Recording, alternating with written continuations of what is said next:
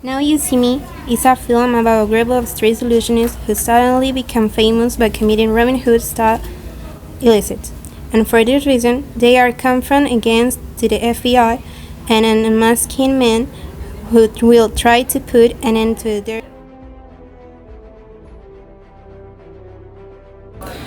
The main characters are Daniel Atlas, or the lover, an arrogant illusionist and street magician, and the ostensible leader of the Four Horsemen, Merritt McKinney, or the hermit, a hypnotist, mentalist, and a self-proclaimed psychic.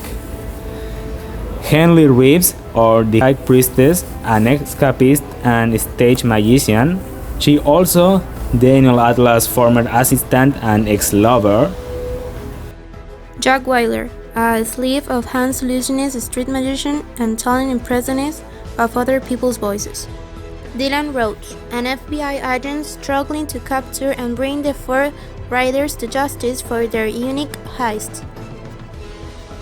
Alma Dre, a French Interpol agent who is partnered up with Dylan Roach to investigate the Four Horsemen. Morgan Freeman as Thaddeus Bradley, an ex-magician who, for 30 years, has profited by revealing the secrets behind other magicians' tricks.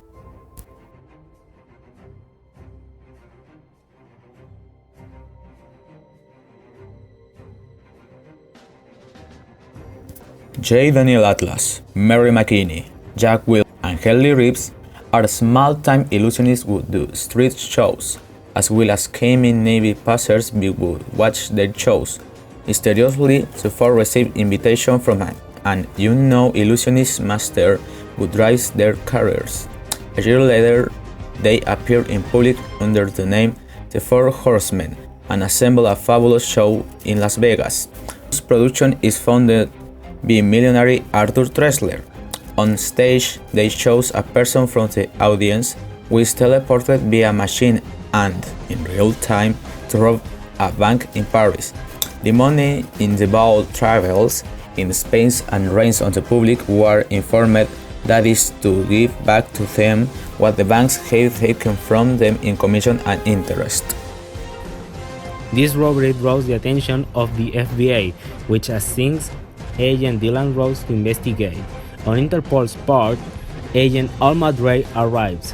In addition to the FBI and Interpol, the four riders are seen by Thaddeus Bradley, an unmasked magician who makes a living revealing the tricks of the scornful illusionists and squeakers. But this group of young men is always one step ahead of detectives and Thaddeus himself.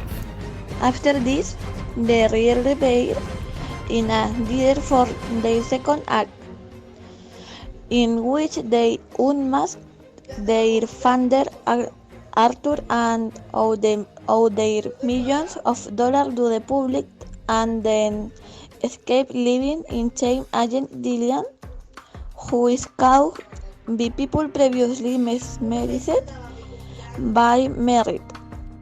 Between the second and third act, which will be the last, are tracked in person by FBI agents. They manage to flee, with the exception of the young Dave Franco, who, after attempting to escape Agent Dylan in a chase, ends up falling victim to an explosion in a bridge located in the heart of the city. In the end, they finish the last act and then jump from a rooftop, then frame Thaddeus from the robbery that occurred in Paris, after which they are summoned by their master, the five rider, who happens to be Agent Dylan Rhodes himself, who planned everything behind the scenes without his companion, the FBI, or the riders themselves, knowing what was going on.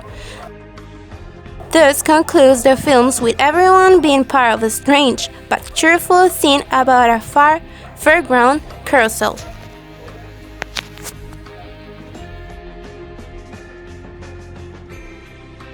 The Illusionists is a film that had everything to be successful and did not know who to take advantage.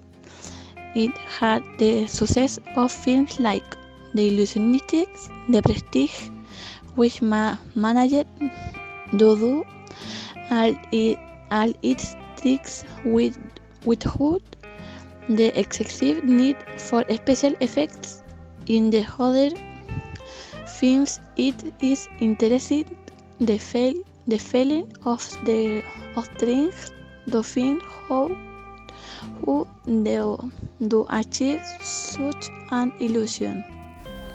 For me, this movie shows us how important it is to work as a team.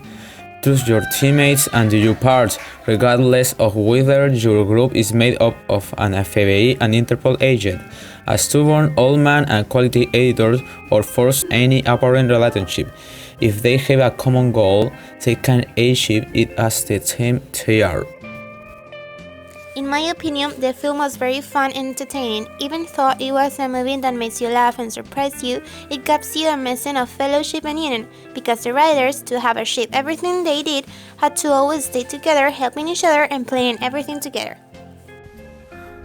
I found this movie quite entertaining, but it doesn't go beyond that.